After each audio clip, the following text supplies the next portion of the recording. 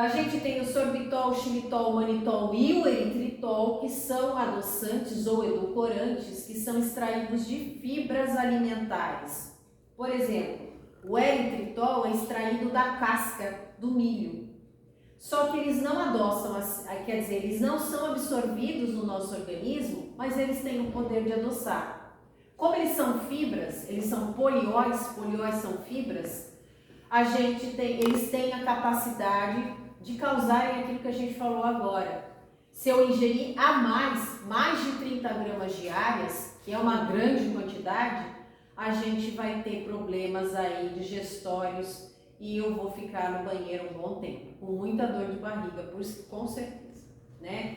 Então, cuidado por eles serem naturais, eritritol, xilitol, que está na moda agora, né? O xilitol, o manitol e o sorbitol, eles são fibras, então tem que usar com cautela para não ter esses sintomas, tá? A gente tem a tagatose, que é o último que falta a gente falar, que a quantidade dela, a ida dela também não foi especificada, porque ela é natural também, ela é extraída do leite, mais especificamente de um carboidrato simples que forma a lactose junto com a glicose, que é a galactose.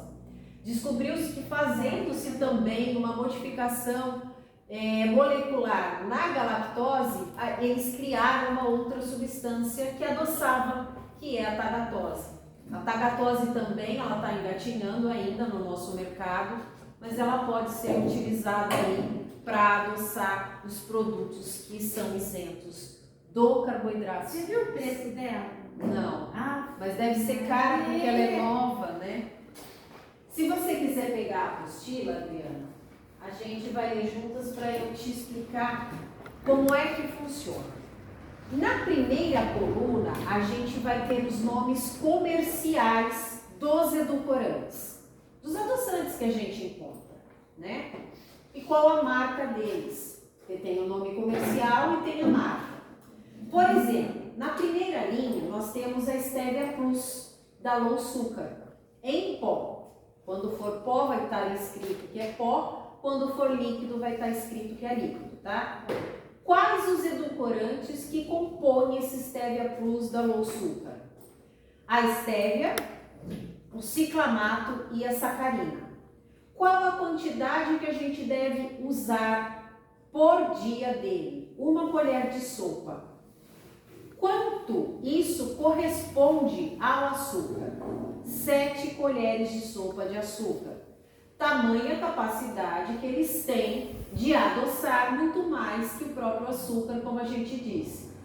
Então, geralmente, a quantidade do edulcorante, ela vai ser bem menor do que a que ela representaria de açúcar, né? Do que ela corresponde de açúcar. Porque o açúcar, digamos que seria uma marca zero. E aí vem subindo 200, 300, 400, até 37 mil vezes mais doce que o próprio açúcar, tá? Pode ir em forno e fogão esse Stevia Plus da Low Sugar? Sim. Quanto de caloria fornece? Porque hoje à tarde falaram, quando eu perguntei sobre os adoçantes, falaram, ele não tem caloria. Não é verdade. Muitos deles têm calorias, principalmente aqueles que forem naturais. Então, ele tem 3,8 quilocalorias a cada grama desse edulcorante. Até porque eles utilizam, para dar uma solubilidade, a indústria alimentícia usa um outro carboidrato complexo, que é a maltodestrina. Então, só isso já proporciona calorias a esse produto. Por isso que eles têm calorias. Lembrando que 1 grama de carboidrato tem 4 quilocalorias. Portanto, esse adoçante tem menos calorias do que o próprio carboidrato, tá? Então, funciona dessa forma. Com todos os nomes comerciais, os tipos de adoçantes, a quantidade que eu posso usar diariamente, quanto isso corresponde ao açúcar, se ele pode ou não ser usado em forno e fogão e qual a energia que ele me fornece. A ciência preconiza que a gente utilize um blend de adoçantes ou de edulcorantes no mesmo produto. O que seria esse blend?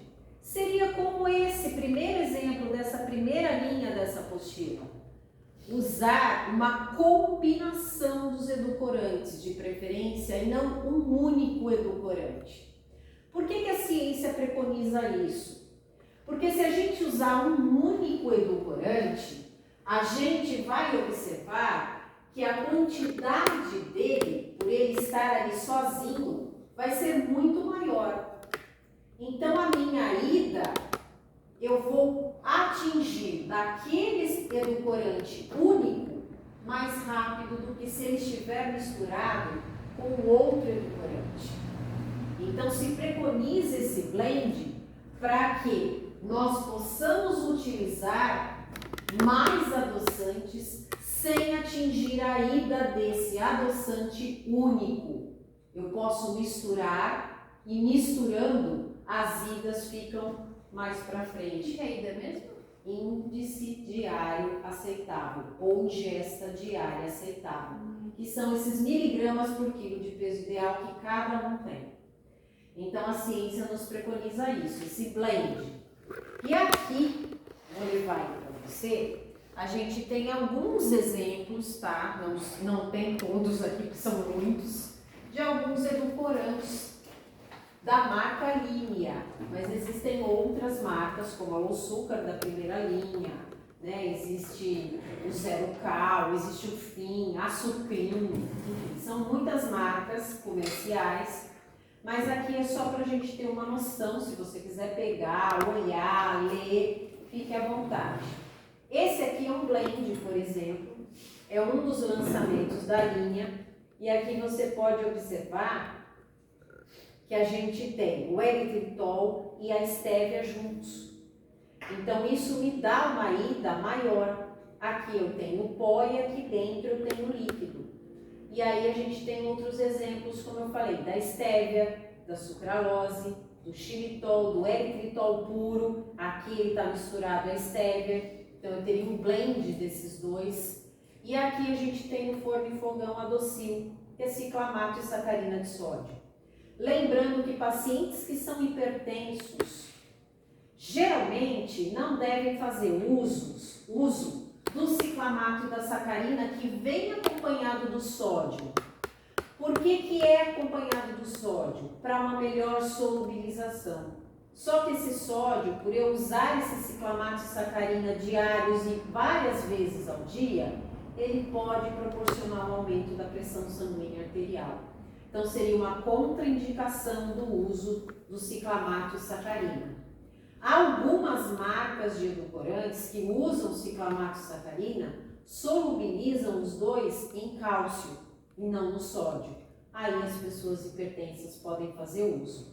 Não é por conta do ciclamato e da sacarina, mas é no meio solubilizador no qual a indústria alimentícia usa. Se for o sódio para hipertensos e pessoas com diabetes, não deve fazer uso. Uma outra contraindicação seria do aspartame. Como eu falei, ele é formado de ácido aspartico e fenilalanina, que são dois aminoácidos que juntos dão sabor adocicado, formando o aspartame. Tem algumas pessoas que têm uma patologia genética que se chama metabólica, que se chama fenilcetonúria. Quando se tem essa patologia, a pessoa não digere, não quebra, não transforma a fenilalanina, que é esse aminoácido, num outro aminoácido que é a tirosina.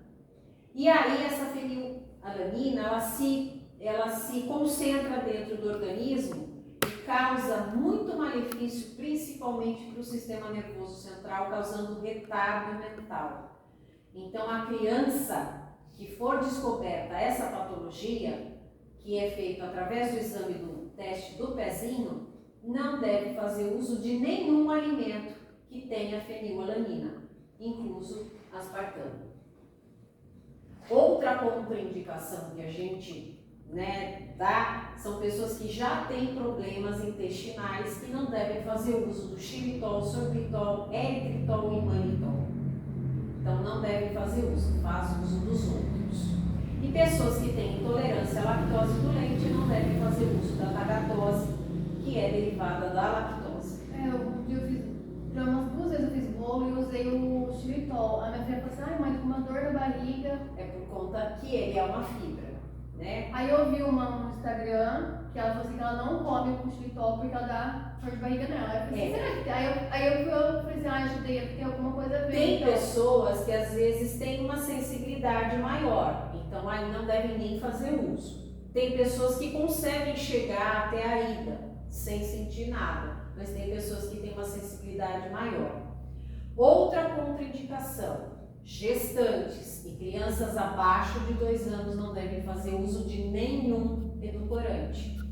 Só acima de 2 anos e aí somente os naturais, que são a estévia, a tagatose, a talmatina e um desses que são fibras. Porém, precisa observar essa sensibilidade individual. Nossa, então quando tem diabetes pequenininho não pode usar nada para adoçar nada? Não é indicado. Mas aí a criança já cresce sem o sabor adocicado.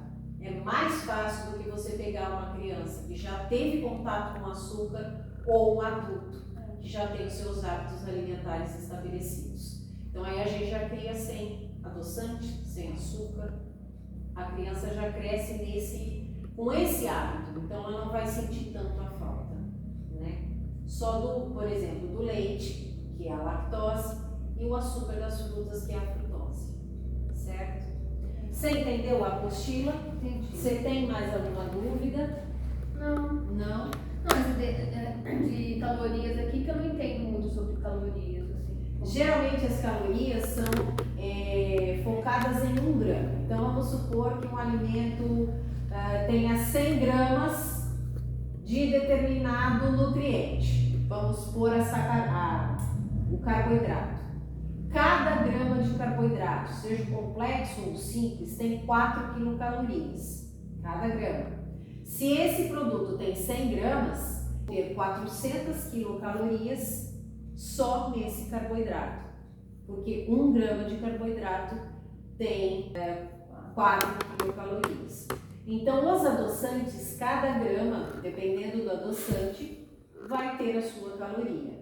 Então, aquela ideia, eu vou usar edulcorante para emagrecer, e é essa uma das diretrizes novas que a OMS lançou no início da semana passada, é que eu não devo usar adoçantes para prevenir diabetes e obesidade. Não que já quem tem diagnosticado não possa fazer uso.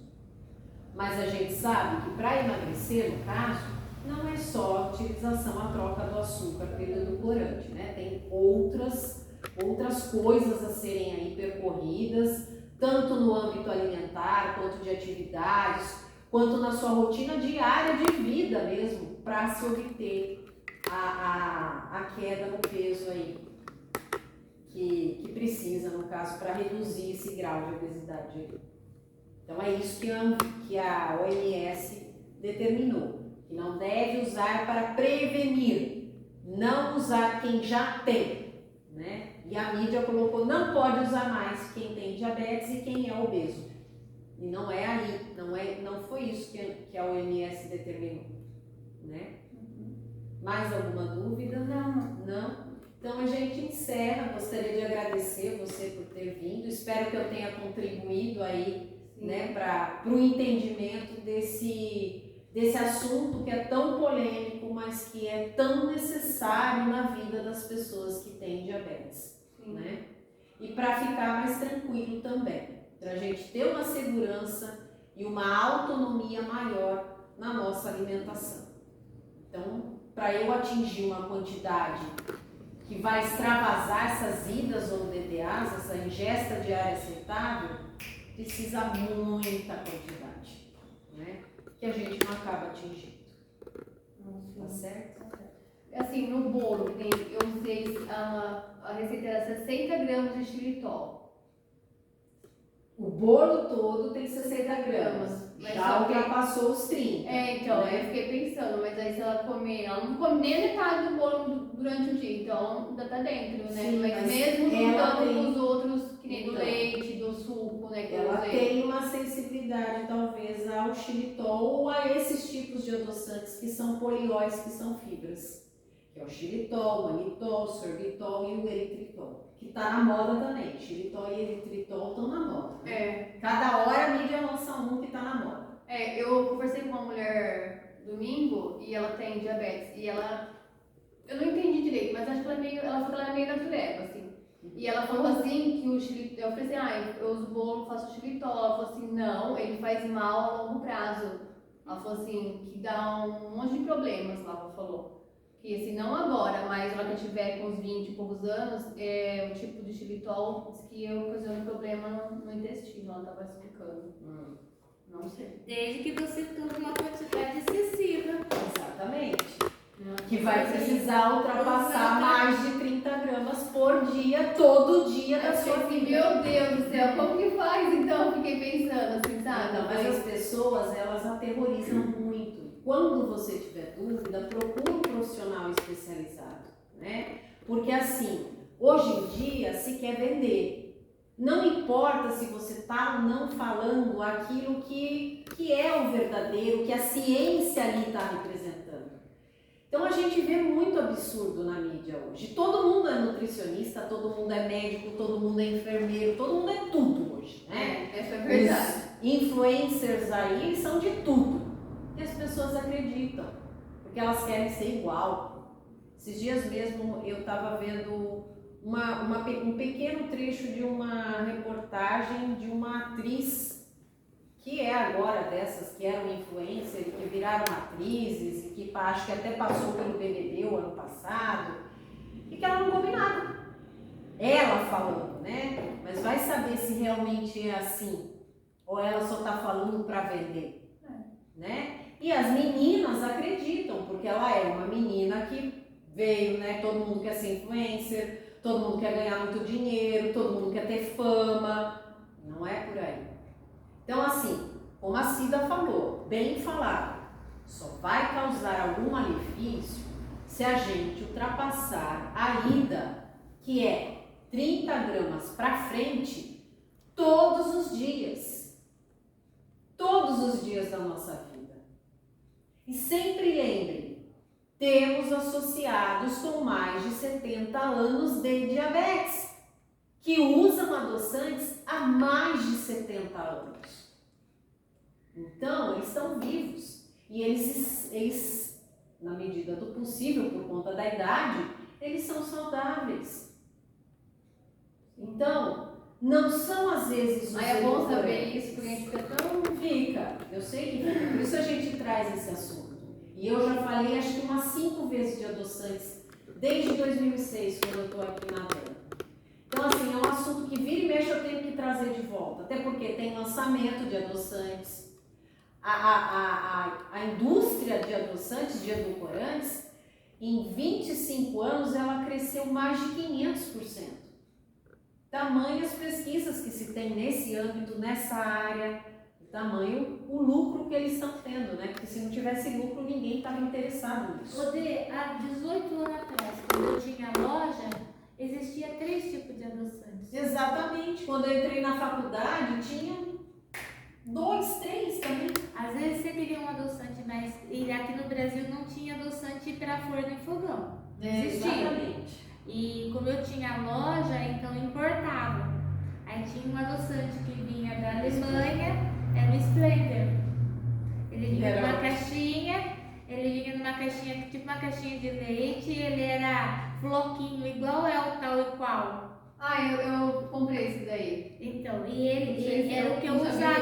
Eu usava para fazer. Pode usar para fazer as preparações. Ele é melhor do que se tá dando reação nela, o tal e qual é melhor. Então, eu tinha comprado ele, aí eu fiz uma cobertura do bolo, eu achei que ele ficou amargo. Aí falaram pra mim, é por causa do que é esse daí. Aí eu uso o xilitol.